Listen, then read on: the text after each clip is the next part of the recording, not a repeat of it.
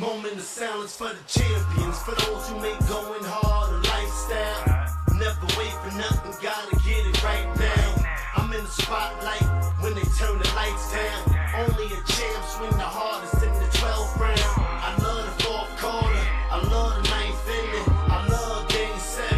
Bring on the competition, cause in my heart can't nobody do it better. Can't slow me down, won't stop me never. I'm so Cassius Clay, I'm Tyson in his prime. What's up, motherfuckers, and welcome back to the Pressure Podcast. This is a rare Tuesday night edition. Let's get it. Give me a hell yeah! Tyrese Halliburton? Nah, he doesn't swing. He like Barry Bonds. He has no Barry Bonds in him. Or maybe. Because Barry Bonds was known as a guy that... I didn't see it last night. Barry Bonds was known as a guy until his last playoff appearance, the one where he went to the World Series. He went ham that one, but outside of that one, Barry Bonds was a lot like A-Rod and Judge the last two playoffs. They went ham in the regular season and just disappeared.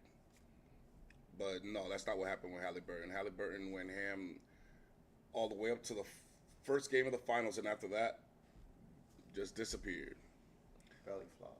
But without further ado, we are live from our studio in Orlando, Florida. It's your boy King Coke. LeBron. Finish him! Rated M for Millennials. Sorry I wasn't here yesterday. It's a rare Tuesday edition, It's a long Tipsy day. Tuesday. My boy had an epic day at Epic Universe.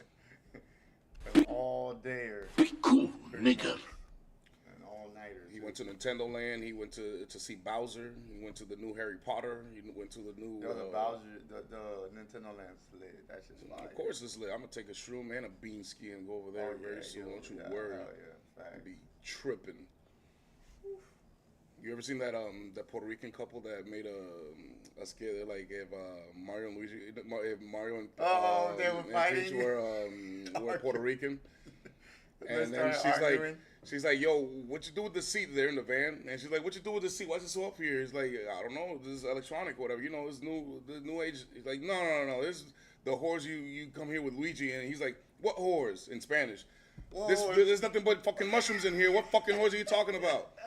I ain't brought no whores in here. I went to go get some food, grabbed you, and that's it. Here I am. So I don't know. No, tell me the truth, because my seat, I never put my seat like this here. It must have been the bitches that you bring with you.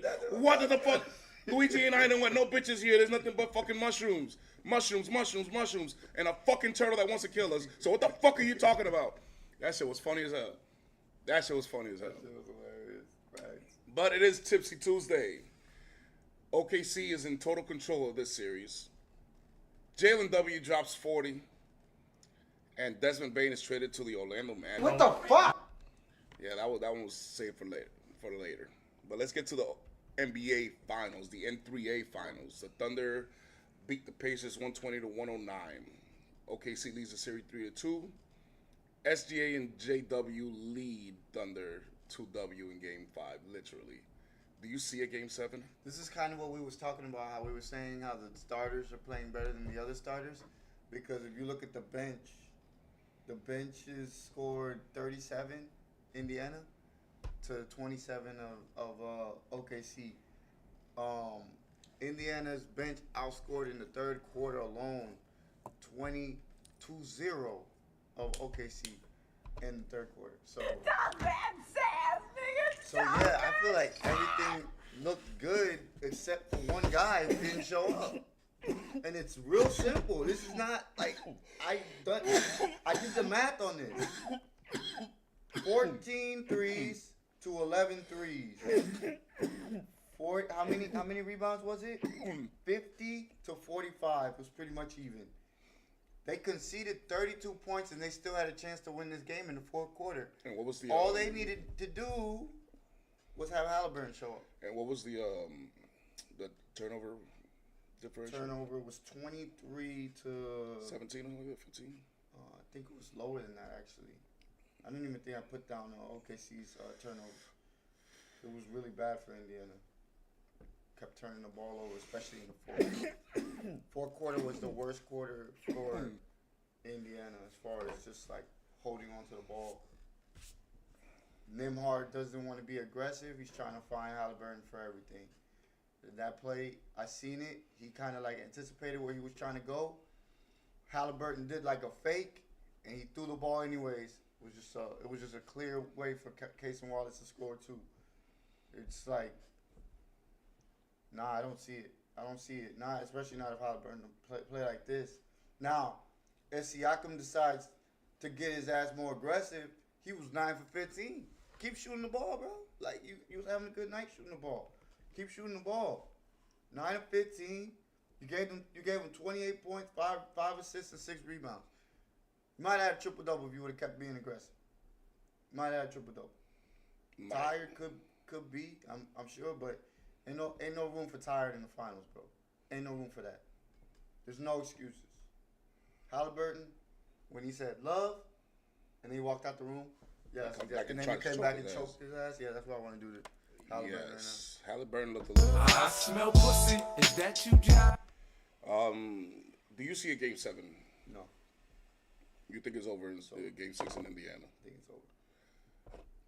I think Williams is playing too good. He's my dark horse for MVP. I keep saying this, and he's just playing too good right now. Well, my prediction's done. I predicted Indiana in 6. That's not happening. I think it's going to be Indiana in 6, but they're going to go home in 6. Apparently, this guy has a calf injury now, too. So if that is true, then there's no indication to show me that the Pacers are going to win the next game. Hallie had a point per quarter, 0 for 6 from the field goal in Game 5. Nick Wright from First Things First said something interesting. He thinks this is the worst performance from a superstar or a star in the NBA Finals that he's ever seen. I agree. Now, if we hype him up to be this guy, you know what I'm saying? And he We was didn't hype this him guy. up. No, I'm saying not us. I'm saying like they have said that, oh, Halliburton, this guy. And he does that in the finals, then yeah, I agree. Well, even if he wasn't hyped or it was hyped, the you fact of play the like matter this is, in the finals. You just can't. most of the guys that had blunders in the NBA Finals, they usually came in Game 1, their first game in the Finals. I told you even Michael Jordan had a bad first game. But not even 4 points. 4 points is crazy. No. 4 points is 0 for like, 6. That's Ben Simmons shit. 0 for 6.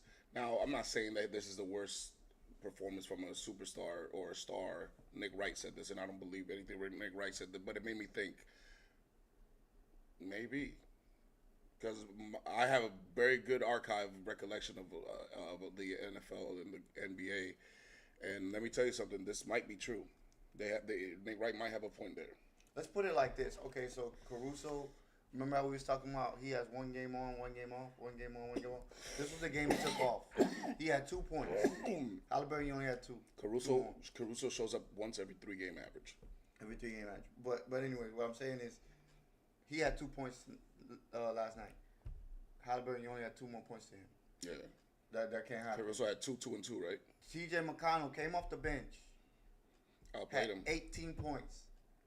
I think it might be time to give him a little more PT. Well, here's what I see thus far in this series. Okay. Number one, defense is not the reason why the Thunder win this game. It's a reason. It's part of the root of why. I'll give you that. It's part of the root of why. When you dig to the root of why Indiana's turning the ball over so much, some of it has to do with the Thunder's defense. But something's wrong with the Pacers. They're just not clicking like they were. They lost their mojo. Yeah, they have. They have completely lost their mojo. And I don't think it's something that the Thunder are doing. I think this is something mental here. I think this is something that the coach needs to fix for them to even have a chance to come back. The turnovers is the main reason why, obviously, that the Pacers are losing. Because they're not getting outshot by Thunder. Thunder barely shooting better than they are in 3. They're not getting outshot from the free throw line, believe it or not, as much as I believe that SGA is a free throw merchant. The fact of the matter is the refs are actually calling it pretty fair. No, they are.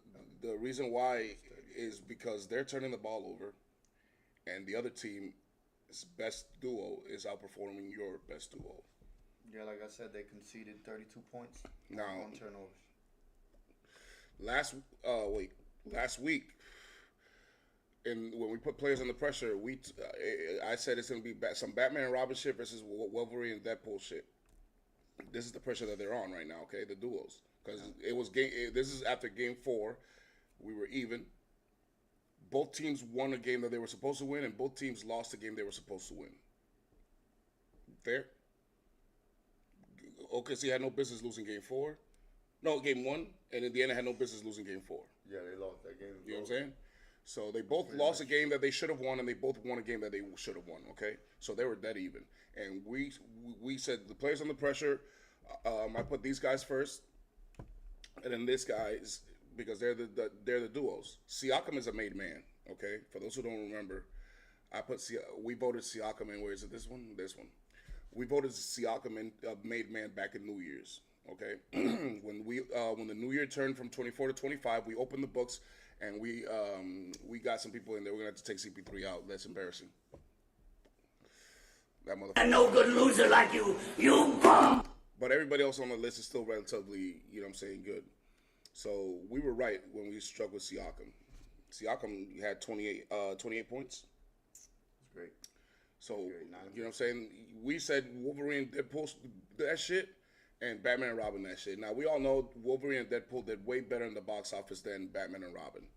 But Batman and Robin is such an iconic duo. This is like a tandem before Jordan and Pippen was ever a thing. You know what I'm saying?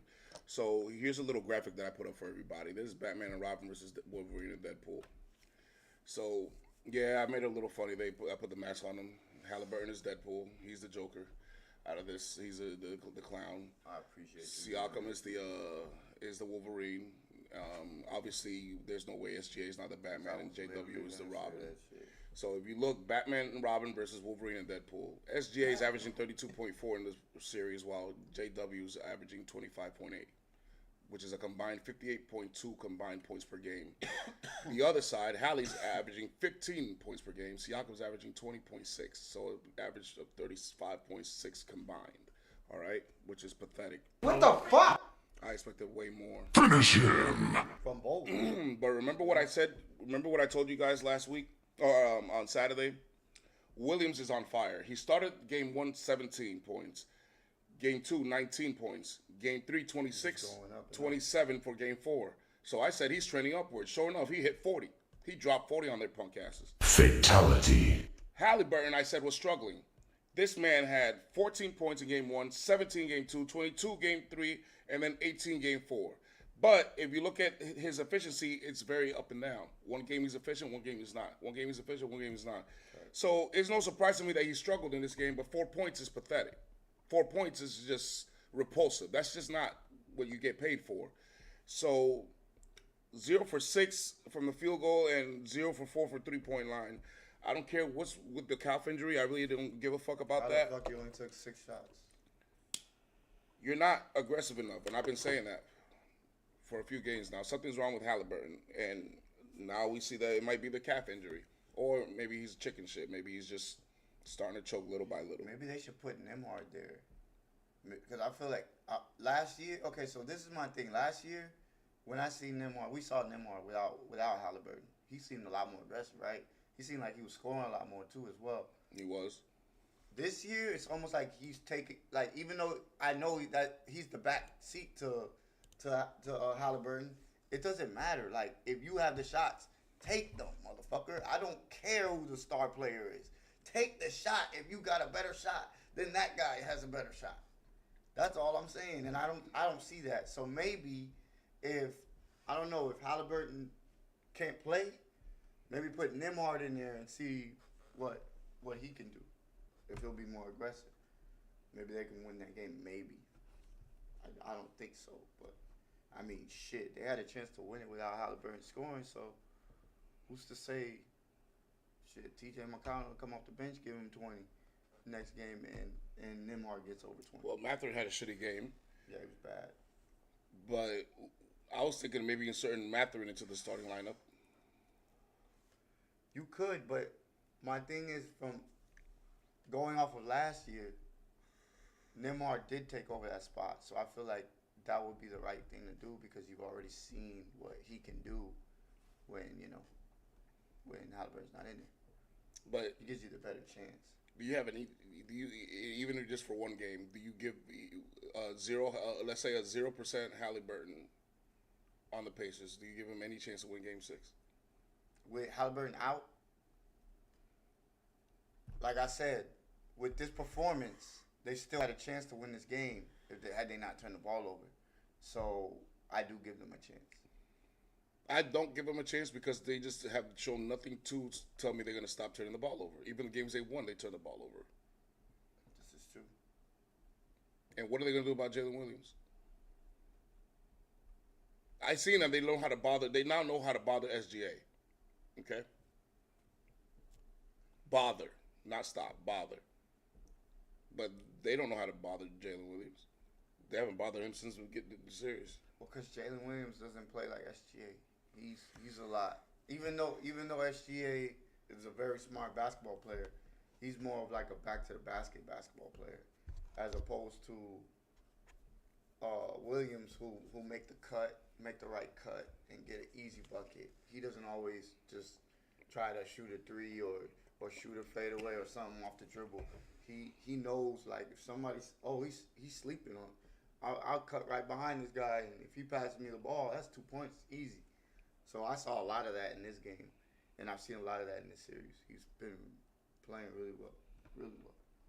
So yeah, like I said, I give them a chance, but I don't think so. I think OKC finishes in 6, like my prediction was. Now I'm not gonna lie and say, even though I predicted that, I thought it was gonna go like that, but so far it's right there in the. I could see some of it happening, but I just didn't trust it because they're too young. So back in when we started making the tower rankings, we kept asking people, we know SGA is going to come to the party. Who else is going to join him? Well, it looks like Jalen Williams has answered that. No, absolutely. Now, let's not get caught up in the moment. Just like Halliburton is choking right now, remember this. Everyone's raving about how Jay Williams had dropped 40 and SGA, and they're becoming a Batman and Robin duo. Everything's good. Looks good. I get it. But just as easy as that's true, it's also true that if they were to lose these next 2 games, it's going to be a very, very dark cloud shouting over them. Remember I said that, okay? Goddamn, white boy. I don't like to look at the negatives. I just look at all sides of the spectrum, so I'm prepared, okay? Just remember the fact that, they're balling right now. It's sports. You were right. They're balling right now. One scored 30, his usual 30, the other one scored 40. This is their time to take advantage and stamp that ring and championship banner once and for all. But that last game is always very, very, very, very difficult to win when you've never won before. You don't know how to close out games yet. Not saying this is not going to happen. I'm just saying, remember, the fact that right now everything's on the up and come up. But any slip up in the next 2 games and they lose, this is going to hang over them forever. Like it hangs over LeBron James, those crazy fourth quarters that he didn't show up. And everybody's like, oh, they're only saying that because of now. No, brother. There was 3 years where he lost to the Orlando Magic, the Boston Celtics, and the Dallas Mavericks. 3 years in a row. 2 with Cleveland, 1 with Miami, where he just disappeared in the fourth quarter come playoff time, especially in the finals. So sometimes it's a learning curve as well. So it definitely comes with the territory of becoming the guy. Yeah, like but I said, remember in the documentary when Jordan finally started building up his muscle and started figuring out the Jordan rules. That 1 year when Phil Jackson first became the coach, he thought he was ready. And then in Game 7, Scottie Pippen came up with a migraine and he wasn't himself. They had to wait 1 more year, not because of Jordan's doing, because of Scottie. Because Scottie was still on learning. He was only a 3-year pro at that time. So these things have happened in different ways, different scenarios, but I wouldn't be surprised if it did happen once again because they're young. However, it's not looking like it. It looks like the Thunder are in complete control, and it looks like Jalen Williams is a star in the making. He's better than Scottie Pippen. Not defensively, no, but offensively, yes. He's a better scorer than Scottie Pippen. So if SGA is going to be Jordan-esque, which he's not, then Jalen Williams will be Pippen-esque, which he's not. Okay, Pippen and Jalen Williams played the same role, the Robin role, but their style of play was completely different. This one looks to score and defend when he can. This one is meant to do everything, especially defend. To me, Scottie Pippen is the best on-ball defender I've ever seen in my life. But some people say it's Dennis Rodman. It's okay. Some people say it's the glove, Gary Payton. Some people say other people, it's okay. It's okay. Yeah, I hear a lot of Meta World piece of shit. Finish him. I call him Meta World piece of shit because of the. He was tough. Not because of But I hate he changed the malice of the He's so palace. stupid. It's because of that elbow he did Contest. to James Harden for no reason. Ever since then, I call him Meta World piece of shit. I don't know. These nicknames just come to me. I don't know how I come up with them, but they just come to me. That didn't take much long. It is Meta World piece of shit. I think that's part of being a good defender, though. Like getting under people's skin a little bit. But Yeah, I know, but that was a blatant. That was excessive. That was a blatant. Oh yeah, that was excessive. Believe me, I grew up watching Charles Oakley. Charles Oakley elbowed people, but he didn't make it look like that. Yeah, no, that was excessive. You know what I'm saying? There's a right way of doing things. There's a wrong way of doing things. And Meta World piece of shit. Nah, no, thank you. However, I do like your song. This is why it's the intro to our. So Finish him. all right. So here's the thing. I don't trust Halliburton be Halliburton for the rest of the series. Yeah, me neither. If that calf injury is true, which I think it is, they wouldn't make it up for no reason. And him not being aggressive. Him not being aggressive. at Well, all. forget the way he's playing. Forget the way he's playing. The fact that he has a calf injury, you know how we hit. No, I mean that's in basketball. That's a life sentence right there. Let's just leave him out for the rest of the series. He's not going to be an issue. Who do you see has to step the game up the most? Because we won't be able to put players under pressure until game after game That's 6. where I said Nembhard. I think we have to step up, and I think Ben Mathurin's gonna have a better game than he's had. I think the games that they've won, he's had really good games, if I'm not mistaken. So him, and then I think T.J. McConnell, which he did step up. I think he will. I like I how think T.J. McConnell is like that. I like how you as didn't far as- mention Miles Turner, because Miles Turner, no matter how much we have respect for him, he's not the kind of scorer that you can depend on to do that. But you can depend on Nate Smith and Nembhard, whatever his name is, to show up somewhat. You could even expect Obi Toppin to have a 15-point game. TJ, and then Siakam have his usual another 28-30. He gonna have 30. Because that's just, I mean, you see it. You see it in this game. He gave him a chance. Turner, I think he should have shot more. He was 3 for 5. I'm surprised he only took 5 shots. If I'm a coach, if I'm Rick Carlisle, I'm telling the team, listen, we're gonna play the best defensive game you've played all year. Play better defense. We've got to play the best defensive game we've ever played all year. This next game at home. I've seen them swarm. You know what I'm saying? I need you guys to run all day long, and I'm talking about to the bench and to the starters. I need you guys to have as close. All you guys that barely ever score, I need you to give me 10 today. You know who would be a good person to bring off the bench, which I'm surprised he hasn't at all? Jarris Walker. He's a 40% three-point shooter this year. Like, how's he not out there? Yeah. He's getting a Let's chance. go out playing Pacers basketball. Let's go out running. Let's go out being efficient, and let's go out playing the best defensive game we can. And let's not turn the ball over. Okay. Yeah, you gotta stop turning the ball over. And let's see where we're at when the dust settles. If we lose, we lose. We lost to the better team. But if we win, Game 7, it's another day, another chance. Absolutely. You know what I mean? So, That's what I would go with too. do I see a Game 7 on a scale of 1 to 10? I'm at a 3 right now. If that, 2.5. So 30%. Because I don't see any indication that they can stop Jalen Williams. Jalen Williams looks like he might have 50 this next game. He just might. They have no answer for him. Even late in the clutch, he went with a little hezzy move, spin fade away, bang. There's nothing they could do about it when he's like this. That's true. He's definitely playing with a lot of confidence right now. And usually when a player plays with a lot of confidence like this, they don't just turn it off. It's not how it works. It works the other way around. Now, maybe with the elephant out of the room in Halliburton, I don't know if he's going to play or not. He says that if he can walk, he's going to play. That I could admire that, but it's up to the coach and to the medical staff to clear him. And if he looks like he's going to hamper your team in any way, he's just not going to be a benefit, more of a deficit, I would bench him. You're not playing Game 6. I don't care if we're at home or not. Something tells me he's obviously going to play, but Something tells me Toppin's going to have a good game. I think they're all going to have a good game. I just don't know if it's going to be enough. You think they're all gonna have a good game?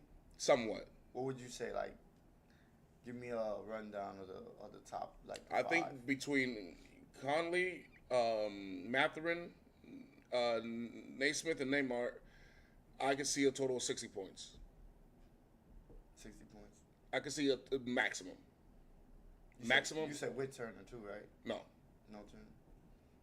I can't trust Turner to give me more than 12 points right now. 12 points. Yeah. 10, 12. But Neymar and Naismith can easily have each one 17 to 20 points themselves, okay? That's true. Matherin can explode from 15 to 20. Sometimes even Just give me 10 to 12. Okay? With that already, I'm already at 50. Yeah. And if Connolly gives me another 10, that's 60 points. If they could give me 60, Siakam's 25, 30, Give yourself a chance. and everybody else just chipping in here and there, I think And playing really good defense. we can. I think we could see that. I think we could definitely see that. Yeah, man. But I feel like they need to give that kid Jarris Walker a chance to get in there, just to see. Sometimes you gotta switch shit up. Sometimes those are the best moves that you never see. That you're like, oh damn, they inserted this guy into the lineup, and now all of a sudden they're gone. Sometimes, and then It could backfire, but at this point, your season's on the line. You know what I'm Yeah. saying? So you gotta try everything. yeah, you guys got to cut Obi Toppin loose. Obi Toppin and Jarris Walker. You know what in I would that do? lineup would be You know good. what I would do? I would put Obi Toppin on Smart. Jalen Williams. He's the only one in the journey to do that all day long. I was thinking Jarris Walker too, because he's 6'8". He's just gonna he's not gonna be able to body him. He's not small. Toppin, he ain't gonna be able to body either. So why not see which one? But you got to put somebody big on him. Stop that sass, You nigga. put Stop somebody big on him, that. he's just gonna shoot right over the top the way he's got it going. Definitely got to put the better defender on him right now. Big pause. That's why I said he was my dark horse, because I was like, he's just like, I think he figured it out. If Miles Turner, Figured it if out. Miles Turner could dig somewhere deep and give me 25 for the next 2 games total, each. If you give me 25 and 10, Miles Turner, give me your Indiana pride. Show me the man that decided to stay with Indiana instead of leaving free agency and wanted to win here. Show me that guy. Not just defensively, offensively. Because I know you could do better offensively. But anchor that fucking defense too. Yeah, but you're going to have to give me your 100% on both ends. 120 points, but okay. So I'm going to need 25 and 10 from you, broski. That's what I'm going to need. I need you to give me, because the thing is, there's nothing in the paint stopping you. You can, I mean, you're not a post dominant player, but you have post moves that I know. I've seen you all these years. Okay, you have ways that you can score in the paint where Hartenstein and Homo Green can't stop you. You need to take advantage of that. You're not punishing them for their post defense. I'm not saying it's weak, but it's not. he's trying to be the next LaMarcus Aldridge. You know what I'm saying? It ain't nothing. Pick and pop, pick and pop, pick and Yeah, pop. it ain't nothing to fear, and it's nothing that you guys have been taking advantage of, in my That point. guy weighs like Your 20 pounds. your guards have been taken advantage of sometimes because they can't make layups. I mean, this is why I call it the N3A. These guys can't make layups no more. They don't know how to use some English, but the guards are scoring in the paint more than you are, Miles Turner. That should be embarrassing. You should be embarrassed of that. For real, man. That's crazy. Because even Homo Green, as embarrassing as he looks sometimes, even he tries to still score in the paint sometimes. Okay, so I only see you jacking up 3-point shots and that's it, and been playing defense. That's not good enough, Miles Turner. That's not good enough. You're tall enough. You're lengthy enough. You're skilled enough. You're wise enough. And then that's my other To thing. take advantage of that. Do you ever notice how Miles Turner never has any double doubles? No, and he could. This is why when I drafted him in fantasy, the year I drafted him in fantasy, I noticed that. I was like, this guy barely gets rebounds, so he lives off his shot making. If he has a good night, I'm gonna have a good night. But if he doesn't, I'm fucked. So I was like, no, I'm not playing. This guy's not. He's not playing in my lineup anymore. I got rid of him. He's literally Josh Smith without athleticism. Josh Smith from the Atlanta Hawks, yeah, that's what he is. He's just a guy that just shoots up a bunch of threes Suck. and barely gets rebounds. And I don't know how Josh Smith couldn't That get no guy more would be rebounds. ass as fuck. That man was athletic. He literally was a LeBron James 2.0 too. He literally was the exact same athleticism. They have the same hops, the same size, the same everything. And you see what drive does with one and what lack of discipline does with the other. And I'm not saying Miles Turner is lack of discipline. I'm just saying that's what that's what his numbers is No, Josh he is. Smith He is. without the athleticism. The numbers state that he is lackadaisical. That's the problem. He's not an energy guy. That's stupid. Fatality. You should be ashamed of yourself. Call yourself Absolutely. a franchise How are you cornerstone. how you a center that don't have a double double at least? At least. At least. So let's get. How much you get paid? Who knows? Let's get to the Desmond Bain trade. Remember send them to the Magic for KCP, Cole Anthony, first round picks to the swap.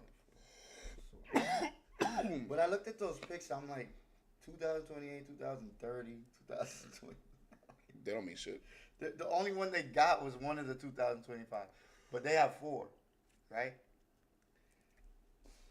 By the way, love the move. I do love the move. I'm sorry, I love the move. I think you went and got a shooter that you needed, and he's reliable.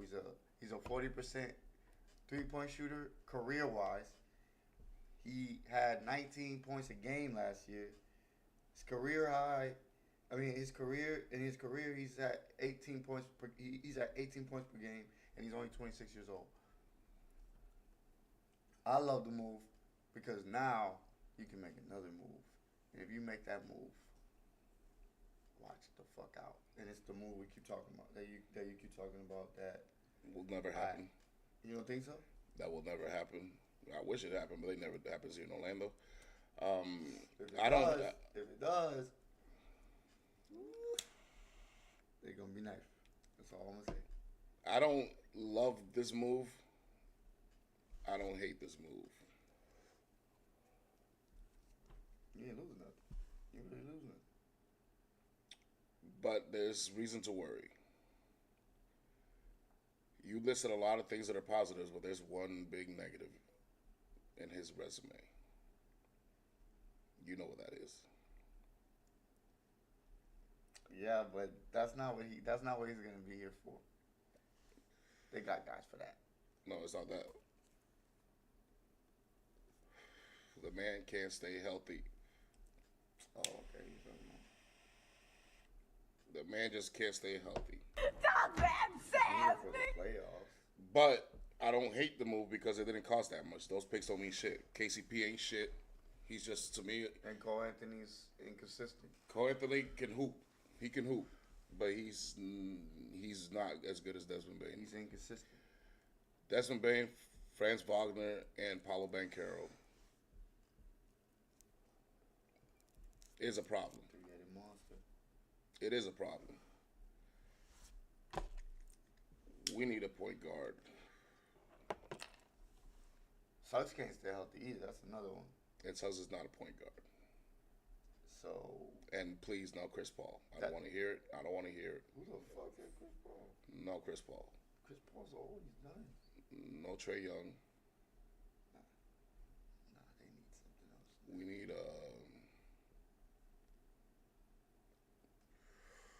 We need a Giannis Antetokounmpo. That's what we need. That's the point guard we need right there. That's it. Be cool, they make nigga. that move. It's over. It's over. I hope it happens, but what are you gonna give up? You just gave up a few of the picks that you had, You got 3 left. and what else? Whatever else is on there, like I don't care who, anybody on that bench who's That's not enough. any mini, and then That's not enough. The guys that they want, we cannot let them touch. Franz Wagner and they ain't getting those. Paulo Banchero, and you know what? They can have the other Wagner, but I don't even want to give up the other Wagner because he's good too. Yeah. He's just not as consistent as his little brother. But he's a rebound machine. Yeah, see the fuck he is. And I don't want to give up the center that we have, Wendell Carter. You got like Carter, but I would. Mm-mm.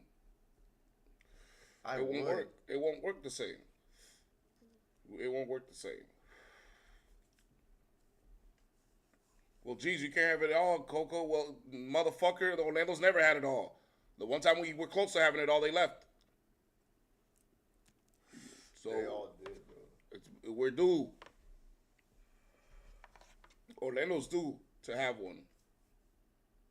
They But you know did, what? Or they traded them away. Something. It's always something with these motherfuckers. But you know what this trade did, though? It definitely elevated Orlando. I promise you 3 things. I haven't even looked yet. Vegas's odds for the Orlando has changed.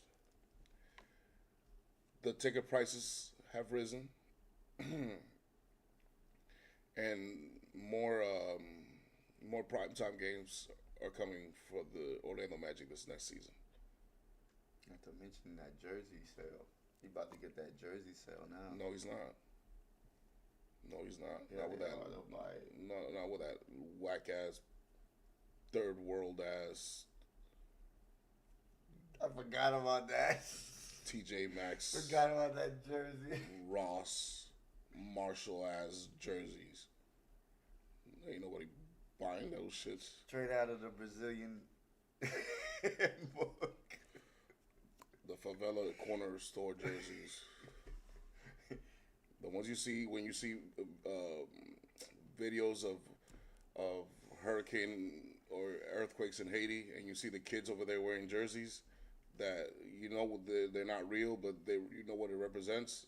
That's what they have for the Orlando Magic. Somebody designed it, That shit's bad. package it, and now they're gonna slap it on a plastic lunchbox and sell it. They're gonna sell it. They're gonna sell pathetic shit right there. That pisses me off. I cannot stand that shit. What the fuck? Yeah, never mind. They ain't selling it. Bro, literally the most hideous jerseys I've ever seen in my life. And these are supposed to be professional basketball jerseys. Well, fuck it. Don't buy that one then, nigga. Buy the one with the. You know which one. I wouldn't wear it now. I wouldn't wear it. And then the logo looks like the Indiana Pacers, but blue now. It looks just like the Indiana Pacers logo. What the fuck is this? The Orlando Magic never had a problem with their logo. Their logo was never the issue. Ever. Not ever. But they're still Orlando. We gotta fuck with it. And I think the Pistons fucked up too. They should have kept their logo. What logo? The Pistons logo. The old one, the one for Grant Hill? yeah. Nah, I don't like that one. You don't like that one? Don't like it. That shit was hard. Nah, I never liked that, but I don't like the color teal. The only teal I liked was the Seattle Mariners because they were black. Oh no, I'm not talking about the colors. I'm just talking about the logo. Yeah, I know, but I think it's because of the teal. That teal color I can't stand. I don't like. That's why I don't like the Miami Marlins. Anything that has teal, I don't usually like. And I think that's why I don't like it. But I don't really like their logo anyway. That's their original logo, the one they have now. That's the one they always had before. That's the one I with Ben Wallace and shit. That's the one I always remember. But that's the Pistons. That's their shit. The blue rim. They still wear the same jerseys now. Yeah.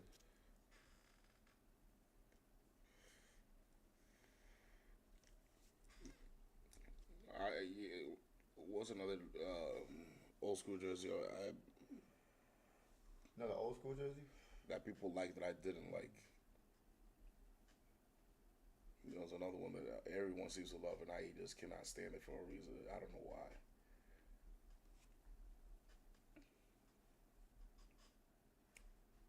I can't remember, but I prefer the jerseys they have now. Hornets? Not the Hornets. The Sixers, I prefer the Sixers from the Iverson days. I like that logo and jersey better than these, but this is the Dr. J's jersey. These are the ones they wore with Charles Barkley and them.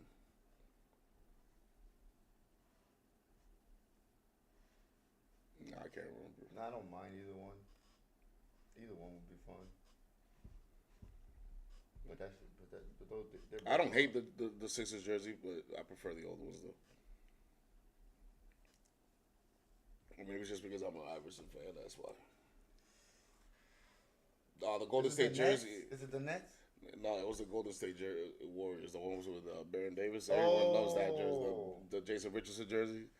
I hated that you one. don't like that jersey? I cannot stand that shit. I could not stand it. I could Oh, not no, stand it. I could not stand it. That shit was fucking Why? Because fugly. it's orange? Because it's orange? I don't That know what what it it was, bro, but it was fugly to me. That shit, I would never rock that. This is back in the day when jerseys were the shit to wear. You know what I'm saying?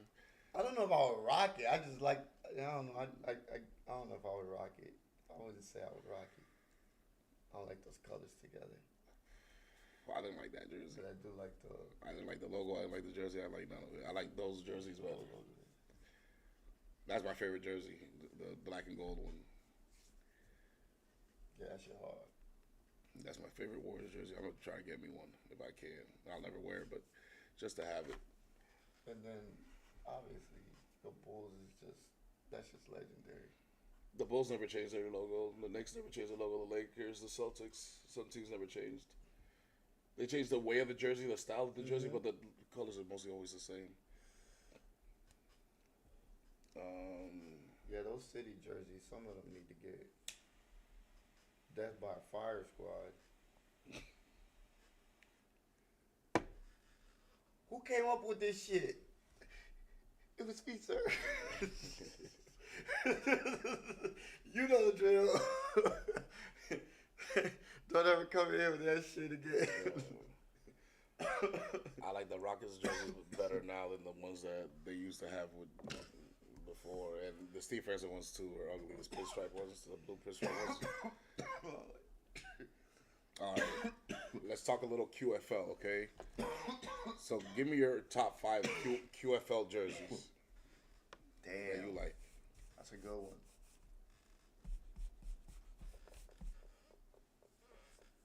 You don't gotta give me the exact jersey. Atlanta, The Falcons. the old one though. The old The Vic. school. Yeah,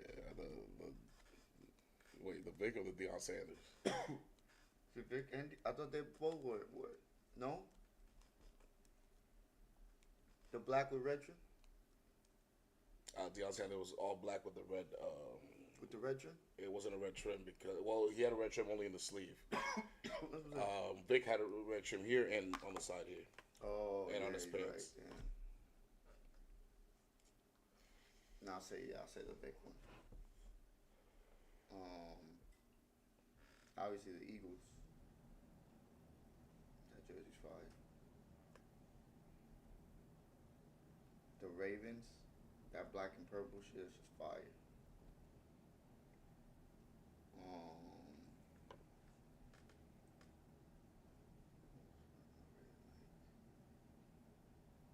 The AFC.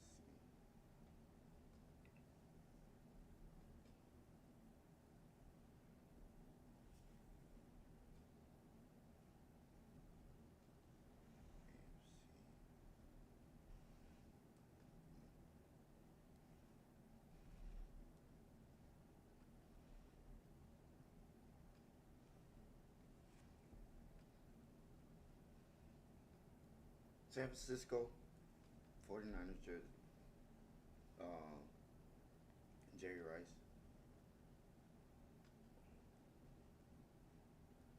And